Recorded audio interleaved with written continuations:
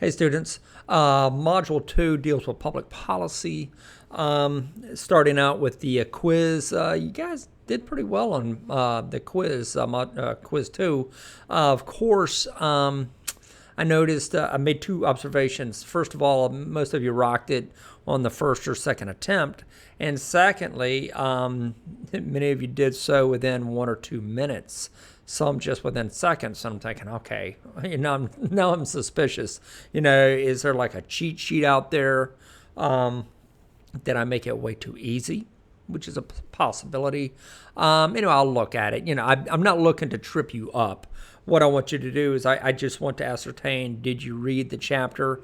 Instead of me going over this all the time, my videos, you can grab some popcorn and listen to Dr. Stevens, spew all of this, for however many 8 or 10 minutes. You get a lot more from the readings in your book. You're going to get a lot more than just the highlights that I mention in my videos. So make sure you do read it. It's not asking a lot. You figure for a 3-hour class, if you can devote, you figure if you were to come to a face-to-face meeting, you're going to have those 3 hours plus your study and activity time. I think you're getting out pretty easy, with this online iteration. So just at least read the assigned chapters, and that's going to really behoove you, especially when it comes time to the exams. Okay? Anyway, I'm going to actually, unlike the first module, I'm going to go ahead and I'm going to consolidate all of the activities into one video. So street level bureaucrats, that was our first discussion, or actually it was an activity, I think it was. It was pretty apparent, especially given all the, civil unrest that's been going on for the past, how many months, right? So street level bureaucrats, those are the people on the front lines, frontline workers, and I'm not just talking about law enforcement, I'm talking about planners. You come to a counter and you talk to a planner, not necessarily the boss in the back office, but, the guy that's sitting across the desk, person at the DMV, the tax collector's office, whatever. Those are your street level bureaucrats. They're a bureaucrat, they represent the agency, and they're the go-between, between you, the policy, what's expected from that, that agency and the citizen. So, and I think most of you did pretty well with that. Social media. That's our next activity. Now, this was a discussion forum. The way I did this, I was pretty proud of myself.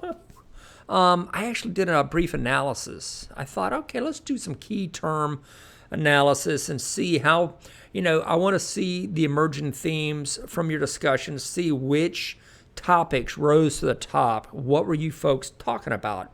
It's going to help me.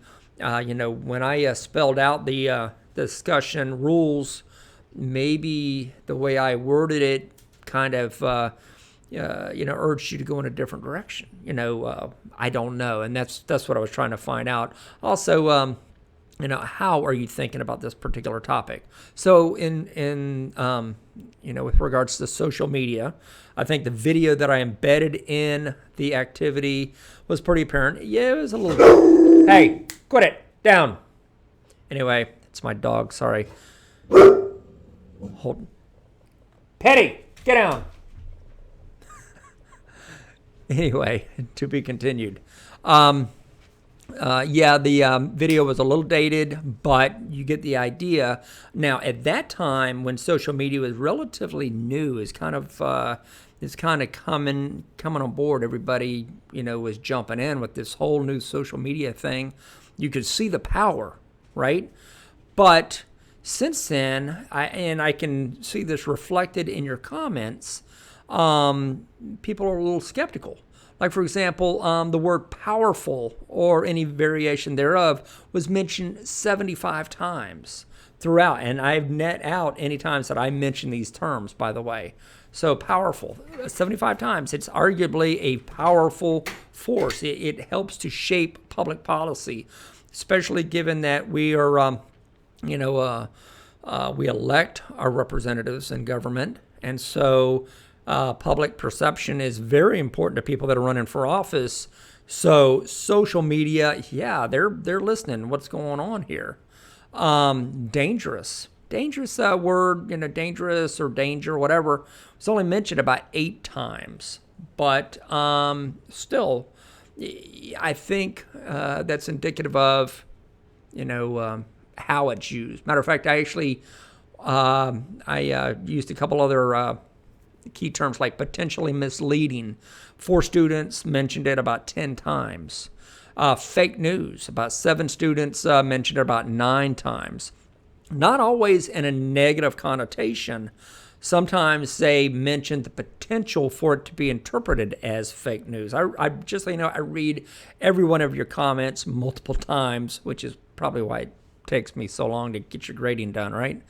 But anyway, yeah, it's certainly a powerful medium for people to communicate. It's still kind of working itself out. People are learning that it's not always the most accurate news.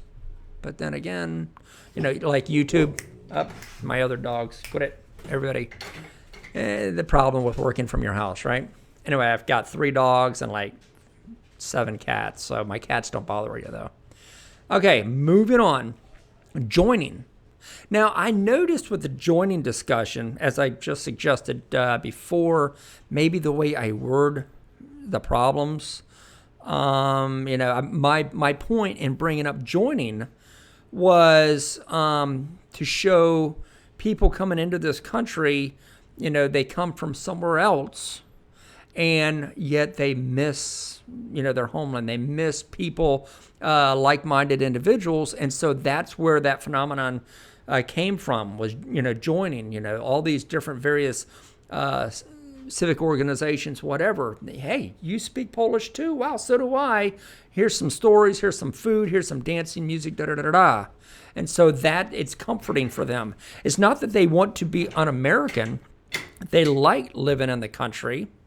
Oversimplified way of interpreting that, right?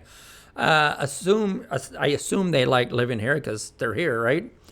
But they still cling to the old ways as well, which could be good. You figure they bring in a lot of good ideas, add a richness to our culture. So I'm not being, I'm not poo-pooing that idea. I like the idea of having all of these different concepts. That's how the Greek culture, ancient Greece, that's why they thrived. They were, if you think about the Mediterranean Sea, they were far enough away from the Fertile Crescent, over on the east side where Syria, current Israel, Palestine, all that.